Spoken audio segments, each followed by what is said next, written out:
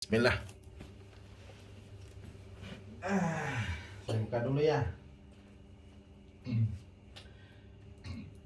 Kipasnya bisa dikencengin. Udah itu. Kipasnya ketinggian. Ketinggian. Dan saya di bawah ya. Kipasnya Panas ya. Panas mama ya. ambil. Kipas itu. Beda tuh Anu, amun. Kipas mama ambil lagi Ambil sini. nih. Tidak, tidak. Bawa Oh ini. no, punya mama aja ambil. Iya, udah kipas sana aja yang di sini. Pada ngambil semua. Jangan banyak. Ambil satu, ngambil semua. Gak apa-apa, sama ini kipas. Saya buka dulu ya. Bismillahirrahmanirrahim. Assalamualaikum warahmatullahi wabarakatuh. Alhamdulillah. Alhamdulillahilladzi hadana lihadza wa ma kunna linahtadiya laula an hadanallah. Asyhadu an la ilaha illallah wahdahu la syarikalah wa asyhadu anna Muhammadan abduhu wa rasuluh. Teteh, Bapak, Ibu semuanya, perkenalkan nama saya Jafar, dipanggilnya Bang Jafar ya. Saya dari Yayasan Rehab Hati ya. Kita ini dari yayasan ya. Jadi kalau ada yang ke rumah harusnya dia memperkenalkan diri dulu, jelas enggak? Karena banyak punten sekali orang yang bisa meruqyah tapi ruqyahnya yang tidak dibenarkan oleh syariat Islam ya. Bukannya alih-alih tambah sembuh, tambah baik, malah tambah parah gitu ya. Banyak bahkan yang sekarat setelah itu. Nah, jadi Yayasan Rehab Hati ini bergerak di bidang dakwah dan juga sosial. Teteh kan sekarang udah ada gadget, ketik aja Yayasan Rehab Hati. Bagaimana sih kampanye profilnya, apa sih kerjaan yayasan itu ya, biar jelas. Jadi terdaftar gitu, diakui oleh pemerintah, kemudian dikenal banyak oleh masyarakat. Jadi terbuka gitu ya. Kalau teteh punten pergi ke saku apa gitu, datang rupiah, kemudian dia melakukan sesuatu yang aneh-aneh, kita mau nyari dia gimana gitu, bener nggak? Ada apa-apa kan nggak tahu, nggak jelas gimana. Nah kalau saya kan jelas ya, di Yayasan Rehab Hati gitu ya. Panggil saya sering dipanggil Bang Jafar, atau cari di Google Pak Jafar Ruqyah, ada tuh. Alamat rumah saya di Taman Sari Persada ya. Kalau tadi blok Protes, blok Pak saya di blok Palem. Nah itu agak ke dalam sedikit. Nah, jadi ruqyah ini sebenarnya mudah. Kita semua bisa meruqyah ya, karena ruqyah itu kan doa. Saya bisa berdoa kepada Allah. Saya manusia, punya Allah, punya Tuhan satu yang namanya Allah. Kita juga kayak gitu kan? Punya Tuhan satu yang namanya Allah. Alhamdulillah kita saat ini masih dalam keadaan muslim ya, dan semoga Allah istiqomahkan kita ya, mati dalam keadaan muslim.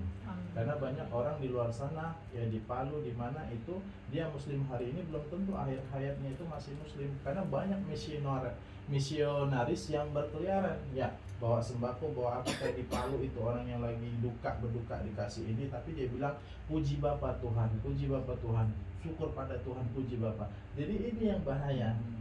Tanpa sadar dia sudah keluar dari agamanya karena memuji Tuhan yang mereka akui itu, padahal dia nabi ya. Nah itu Isa. Nah itu yang harus kita ketahui ya. Jadi ruqyah ini ya doa, siapapun kita bisa meruqyah. Itu tadi bukunya, itu ada panduannya di situ. Nah nanti kita tutorial cara meruqyah ya, gitu ya. Nah kemudian kalau mau ruqyah itu banyak, bisa ruqyah air minum ya, air mandi, ada ruqyah terapi air hujan ya, ada ruqyah rumah, ada ruqyah tanah. Banyak di Yasmin, tahu rumah Yasmin sektor 5 itu kan rumah mahal-mahal ya. Kata orang begitu masuk, ini cerita ya, pengalaman biar teteh juga tahu, ini real cerita. Rumahnya 1,5 M. Begitu masuk kayaknya auranya nggak enak. Kemudian pas keluar itu ada ketemu kalajengking, ada ketemu ular. Memang rumah itu lama nggak dihuni. Kalau rumah minimal seminggu sudah kosong, tidak ada penghuninya, itu ada syaitan jin yang bertinggal, berdiam diri di sana. Makanya rumah kalau bisa jangan ada ruangan kosong ya. Kalaupun ada gudang, buka, hidupkan lampunya, jangan dibiarkan kosong, nanti akan dijadikan tempat tinggal syaitan jin. Dah, rumah 1,5 M kosong, nggak laku-laku, dan dikesankan oleh orang sekitar situ rumah itu angker. Akhirnya apa? Dijual cuma 800 juta biar cepat laku. Padahal tinggal diruqyah aja udah, rumah itu hidup lagi auranya, nggak angker lagi, orang pun masuk nyaman. Sama kayak makanya kata sabda Nabi itu, jangan jadikan rumah-rumah kalian itu seperti kuburan. Ya, bacalah surah Al-Baqarah di dalam rumah, maka syaitan dari bangsa jin nggak akan mampu masuk ke dalam rumah yang dibacakan surah Al-Baqarah, kata Nabi. Nah, jadi rumah kenapa dibilang Nabi kayak kuburan? Karena nggak ada sholat. Sholat apa? Sholat sunnah. Ya, sholat sunnah ya, khususnya rumah. Kalau sholat wajib, lagi-lagi kalau bisa di masjid kalau nggak ada uzur. Ya, sholat duha, baca Quran. Nah, kalau nggak ada ini semua, rumah itu sama aja dengan kuburan. Itu. Ya, nah itu boleh diruqyah rumah, kemudian ruqyah tanah, ada tanah. Nah, makanya ada syair sirap namanya. Ada juga jadi syair ini membuat tanah itu agar tidak laku dijual, dan itu banyak kejadian. Kemudian ada di daerah Cimanggu, ada ya ini saya nggak sebut, pedagang dagangannya itu di daerah dia punya dua, di daerah Condet itu rame, masakannya enak, harganya terjangkau. Kemudian yang buka cabang di Cimanggu ini, padahal lapangannya luas, sama semuanya bentuk rasa sama, tapi sepi. Ya, ada yang nyihir ya di ketika dia puasa agar dagangan ini buka tutup padahal buka. Jadi orang itu nggak ngeliat dagangan itu buka, dan di pasar banyak seperti itu. Ya, ini teteh harus hati-hati. Makanya wajibnya kita, pentingnya kita berdoa dalam setiap keadaan. Mau ke pasar, mau kamar mandi, ya, mau tidur, ya, mau wudhu aja ada doanya. Semua ada doanya kalau kita ikuti. Dan di Play Store itu ada doanya. Di download doa dari bangun tidur sampai tidur lagi, semuanya ada doanya. Mau ke pasar, mau naik kendaraan, semuanya ada. Ya. Nah, kemudian masalah teteh penyakit. Kata Allah, a'udzubillahi minasyaitonir rajim, wa nunazzilu minal qur'ani ma huwa shifaa'un wa rahmatul lil mu'minin wa la yazidudz zalimina illa khasar. Allah menurunkan Al-Qur'an sebagai sifat, obat, penyembuh. Apapun yang kena oleh Al-Qur'an pasti sembuh, pasti berkah. Salah satu kuncinya yakin. Ini Allah yang bilang. Al-Qur'an pernah bohong ke? Tak pernah. Manusia pernah bohong, jin pun pernah bohong. Loh, kenapa manusia sama jin? Iya, karena hakikatnya manusia sama jin itu diciptakan oleh Allah untuk beribadah. Kata Allah, wa ma khalaqtul jinna wal insa illa liya'budun. Allah tidaklah menciptakan manusia dan jin kecuali untuk beribadah. Iya enggak? Jadi kayak gini juga hakikatnya jin itu di dunianya. Dia berkeluarga juga, ya, ibadah juga, cuman nggak kelihatan sama kita. Makanya kalau ada orang yang ngaku melihat jin, ya, tertolak semua ibadahnya, dia kufur dengan apa yang dibawakan oleh Rasulullah SAW. Manusia nggak bisa lihat jin, ya. Kalau ada orang yang bisa melihat jin, namanya istilah sekarang tuh indigo. Ada yang bisa melihat jin nggak di sini? Ada penampakan hantu, ada tuh? Ada? Nggak? Kalau bisikan di luar rumah, gitu. Ada nggak? Nggak ada ya? Nggak? Bibi pernah nggak? Ada nggak? Enggak. Nah, saya kasih tahu, kalaupun ada, ya, saya kasih ilustrasinya. Kalaupun ada jin yang misalnya menampakkan, merubah cocoknya sebagai kuntilanak, pocong, ya Bu ya. Saya ilustrasikan. Ini ikan paus masuk ke laut. Kita berkelahi sama ikan paus di laut. Siapa, kita bawa pedang lah, katakan bawa pisau, siapa yang menang? Saya ulangi, nggak fokus ini. Ikan paus, ya, di alamnya laut, kita masuk ke laut, kita kalah karena di alamnya berarti nggak nyambung. Nah, saya balik. Ikan paus masuk ke darat, alam siapa? Alam ikan paus apa alam kita? Kita. Ketika kita berkelahi sama ikan paus di alam kita, siapa yang menang? Kita. Begitulah hakikatnya ketika ada kuntilanak, pocong, bunduruwo yang menampakkan tuyul, kalau ngambil uang pukul aja pakai kayu, karena dia udah masuk ke alam kita. Jadi nggak perlu takut, mau dia matanya keluar berdarah-darah, giginya taringnya panjang, nggak perlu takut. Benar nggak? Logis nggak? Logis, karena dia sudah masuk ke alam kita. Ya, besok kalau ketemu kuntilanak, ketemu pocong, pukul ya. Serius, ya. Ini iman, ini keyakinan teteh. Dimanapun teteh takut. Ini kan jalan ini gelap ini. Saya nggak tahu nih kalau gelap kalau malam. Tapi aman ya di sini ya. Aman ya, aman ya, Kang ya. Udah Alhamdulillah. rame sih gelap. Udah rame ya. Aman. Soalnya nggak ada lampu taman ya. Lampu apa jalannya? Jalan lagi mati. Oh lagi mati. Iya, ada mah ada itu. Soalnya- Ada tapi udah mati. Pada mati. Oh subhanallah. Kalau lama suka nyala sendiri. Kita nyala udah ya. mati. Oh ya karena hujan kali ya kan. Harusnya mah nggak hujan ya, Bogor mah nggak tahu Februari apa hujan terus. Harusnya kan kalau di bagiannya itu Oktober, November, ya, Desember, sediakan ember. Gitu. Memang iya sering bocor itu. Makanya kita sediakan ember buat nampung. Ya jadi gitu teteh ya. Satu lagi saya kasih motivasi ya sebelum saya mulai.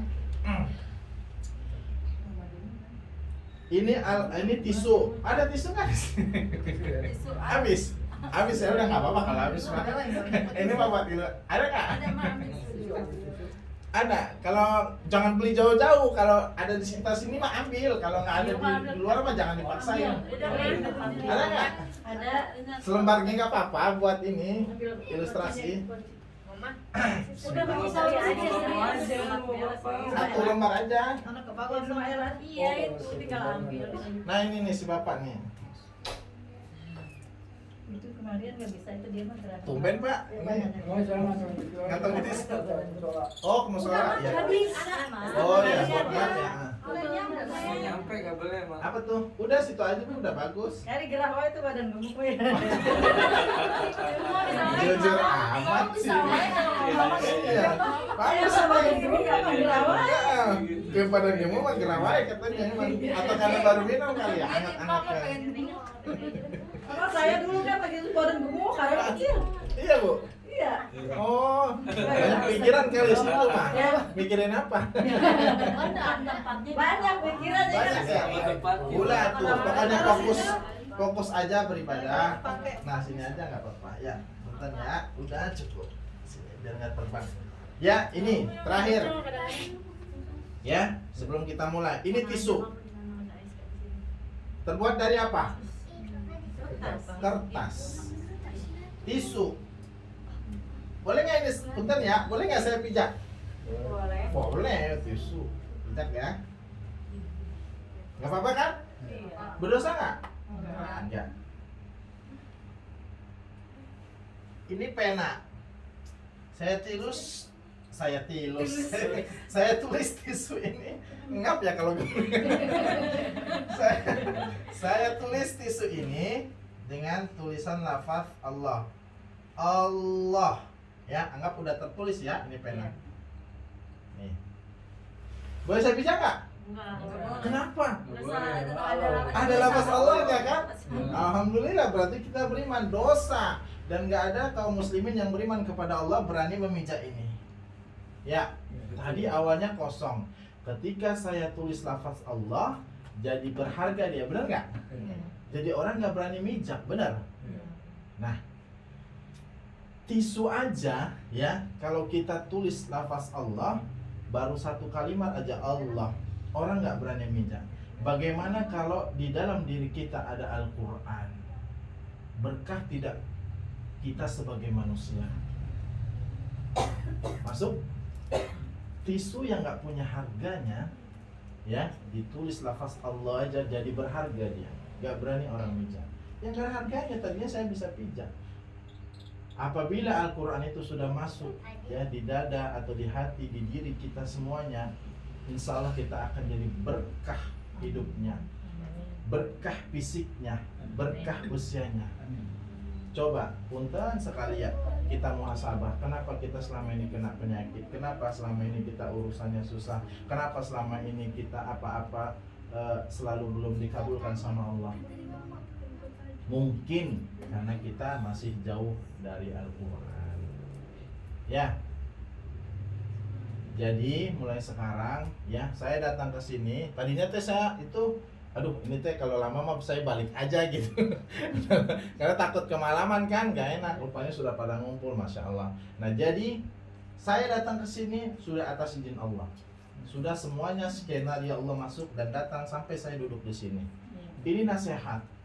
Ya, kata Nabi, khairun nas anfa'uhum linnas. Sebaik-baik kalian adalah orang yang bermanfaat buat orang lain. Ya. Teteh kalau mau dibantu orang, besok-besok jangan sungkan-sungkan bantu orang lain kalau kita mampu. Kayak saya nih, saya bisa bantu. Artinya bantu dengan apa? Kalau nggak dengan harta, dengan jiwa. Nggak dengan jiwa, dengan ilmu. Ya, ini kan ilmu penyampaian. Ini saya bantu agar teteh nanti amalkan. Insya Allah pasti kehidupan teteh itu akan berubah ke depannya. Ya, amin ya. Kemudian kata Nabi, khairukum man ta'alamal Qur'ana wa 'allamah. Sebaik-baik kita adalah orang yang belajar Al-Quran, gitu ya. Tuh, udah hafiz ini, hafizah, ustazah. Insya Allah ya, amin lah Tuhan. Orang yang belajar Al-Quran dan juga mengajarkannya. Kata Nabi, Nabi maksum, dia nggak mungkin bohong, pasti terjadi. Bahkan terjadi, ada hadis yang mengatakan kelak akan terjadi di satu masa, di zaman dimana umatku akan menghalalkan khamar. Terjadi kan sekarang, dihalalkan tapi ditarik lagi. Walau alam itu, tadi tarik cuma omongan doang. Dengar nggak beritanya? Dengar. Nah itu, alhamdulillah kan. Coba kalau dilegalkan, apa nggak pemerkosaan di mana-mana, perampokan di mana-mana, pembunuhan di mana-mana, punten, KDRT di mana-mana, benar nggak?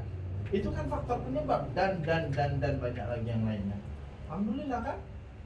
Jadi dakwah sebenarnya ya apapun profesi kita sampaikan aja, teh ini nggak boleh, ini nggak boleh, ini nggak boleh, dilarang sama agama. Insya Allah nanti kita akan dimudahkan urusannya sama Allah karena kita telah memudahkan urusan orang lain, gitu. Ya, teteh ya. Kemudian ambil satu-satu air. Adalah ini ambil satu-satu dibagi teh. Ini kita praktek ruqyah air. Ayo ibu diambil bu, dibagi. Harus dapat satu-satu ya. Ini buat saya. Dibagi. Ayo. Bismillah.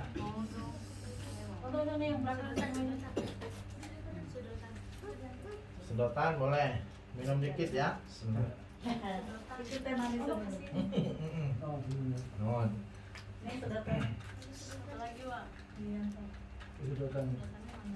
Ya. Nah, minum sampai segini. Ya, sudah diminum dibuka. Langsung praktek nanti di rumahnya. Nanti saya kasih tahu manfaatnya apa. Yo. Diminum tangan kanan. Minum tangan kanan, ya, tangan kanan. Sobek ya? Ya, disobek begini. Makan minum tangan kanan karena kalau orang makan minum ya tangan kiri berarti dia minum sama seton. Kata Nabi lo ya, bukan kata saya. Dah dibuka semua.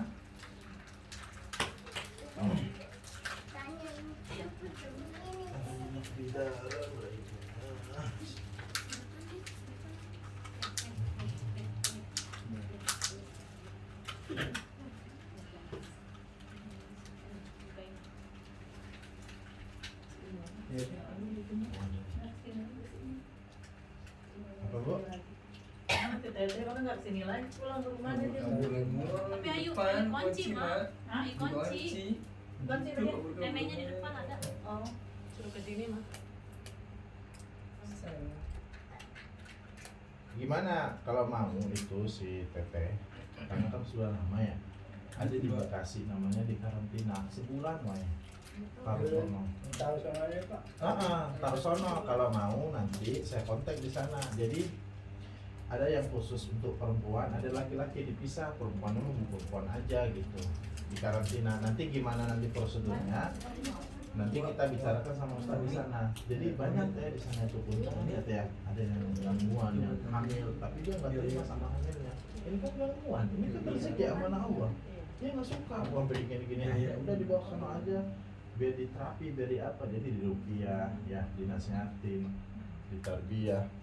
Terus biayanya gimana rasanya? Nah itu dia, kalau nggak salah ya kemarin biayanya itu 35.000 sehari, karena kan makan 3 kali sehari. Itu biayanya kalau saya nggak salah. Nah jadi 35.000 sehari itu buat sebenarnya buat pasien itu gitu, buat pasien itu sendiri, karena kan makan tiga hari sekali gitu, belum nanti ada dokter tiga kali sehari, belum nanti ada dokter fisikatornya, ada bekamnya juga, ada rukyahnya juga ada. Kemudian tiap pada subuh kalau pagi itu nanti ada senamnya juga ada. Jadi memang akal itu direpas, kemudian didekatkan sama orang-orang yang memang mau berubah gitu. Sini teh. Di sini dulu itu kipas angin di muat. Ada kipas angin enggak? Alasan ya. Balik lagi mah, liatin Pak, dia mau keluar balik lagi nih. Iya dia. Susah amat ya. Ada yang punya ini nggak pisau ya apa? Cutter. Cutter. Ada.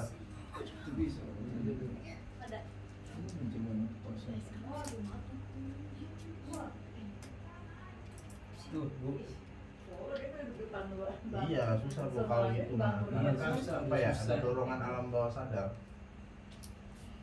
Punten ya. Kemarin sama dia muat. Iya emang begitu bu. Banyak yang begitu. Tapi ngobrolnya nyambung dia mah kok Nyambung. Tapi Iya, kan boleh ngomong kok nyambung.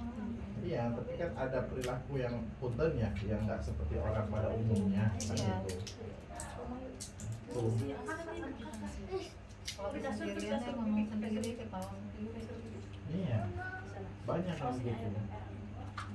Karena udah lama kan.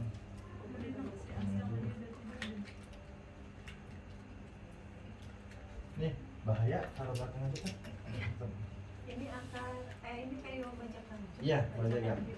Nanti saya kasih tahu caranya bu ya, biar nggak lupa atau nanti dicatat. Tengok ini. Bismillah, 1, 2, 3. Nah, Bapak putar, masukin sendiri, hitung kayak tadi ya, 3. 3 Iya. kali tetes 1 2 3. Tuh, 2, Kop. 1, 2, 3 ya, sifu lagi. Punya mama. Iya. Nih, Punya mama. 3 kali mah. Jangan harusnya. Iya, enggak apa-apa. bebas ya banyak, pokoknya mah 3. 2, 3. Ya, terus keliling. Terus saya mau tuh. Ih, dia mah habis. Habis ini dia ausen. Banyak, Ausen dia banyak itu mah. Aus, Buka itu. berapa pulas.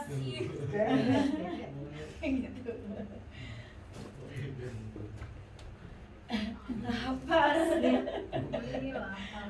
Itu kue itu muat udah jadi itu makan Mau apa? Ini buka ininya.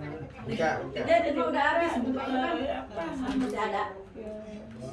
Apa sih dia? Sana udah semua? Belum makan belum. Oh.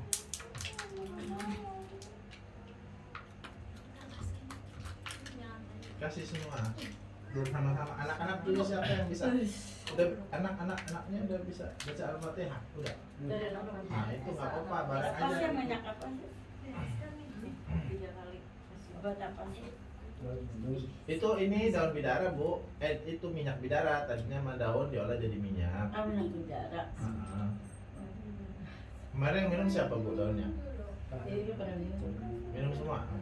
Direbus apa di blender jadinya? Direbus. Direbus. Pahit nggak? Hah? Sepet-sepet doang. Sepet-sepet ya? Jadi mau minum manis. Dikasih lemon, dikasih madu biar enak. Udah semua? Ini mau Nih, tuh belum lagi nih. katanya tetesin mana? Masih di belakang juga. 3 aja, nggak usah banyak-banyak biar cukup. 3 kali. Aiska, pegang Aiska. Ini minum Aiska. Coba itu duduk lagi. Kita mau sedikit muat. Mana masih? Udah dulu orang tuh. Tunggu, sabar ya. Orang sabar disayang Allah. Baca Sayang Tuhan. Iya. Tidak boleh sadar. Ya. Ntar dulu jangan Bentar, minum ya.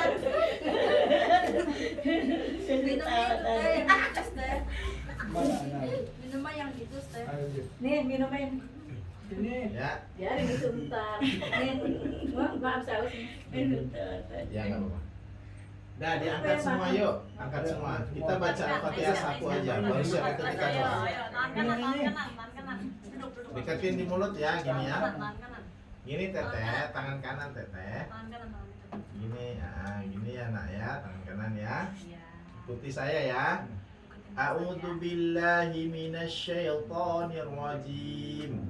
A'udzu billahi minasyaitonir rajim. Bismillahirrahmanirrahim. Bismillahirrahmanirrahim. Alhamdulillahi rabbil alamin.